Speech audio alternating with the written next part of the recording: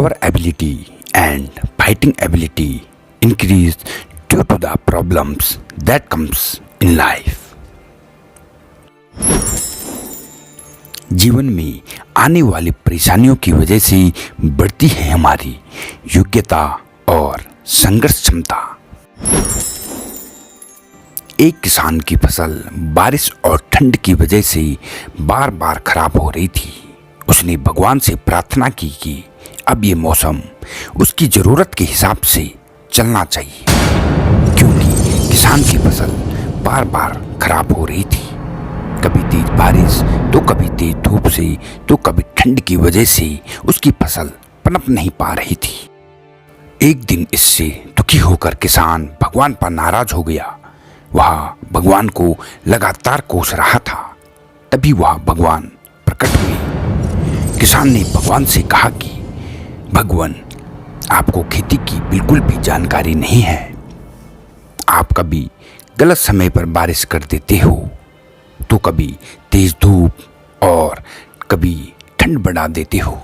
इससे हर बार मेरी फसल खराब हो जाती है। अब मेरी अगली फसल तक मेरे अनुसार मौसम कर दीजिए। जैसे मैं चाहूँ वैसे ही मौसम रहे। ये बातें सुनकर भगवान ने कहा कि ठीक है, अब ऐसा ही होगा। ये बोलकर भगवान अंतर्ध्यान हो गए। अगले दिन से किसान ने फिर से गेहूं की खेती करना शुरू कर दिया। अब जब वह बारिश चाहता था तब बारिश होती, फसल के लिए जब उसे धूप की ज़रूरत होती तब धूप निकलती। इस तरह इसकी इच्छा के अनुसार मौसम चलने लगा। धीरे धीरे उसकी फसल तैयार हो गई। हरे भरे खेत को देखकर किसान बहुत खुश था। जब फसल कटाई का समय आया तो उसने देखा कि फसल की बालियों में गेहूं नहीं थी, सब की सब खोखलियां थी। ये देखकर उसने फिर से भगवान को याद किया। भगवान प्रकट हुए तो इसकी वजह पूछी।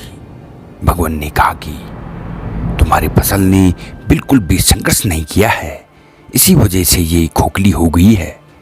जब फसलें तेज बारिश में, तेज हवा में खुद को बचाए रखने का संघर्ष करती है और तेज धूप से लड़ती है, तभी उसमें दाने बनने की प्रक्रिया शुरू होती है। जिस तरह सोने को चमकने के लिए आग में तपना पड़ता है, ठीक उसी तरह फसलों के लिए भी संघर्ष बहुत ज़रूरी है।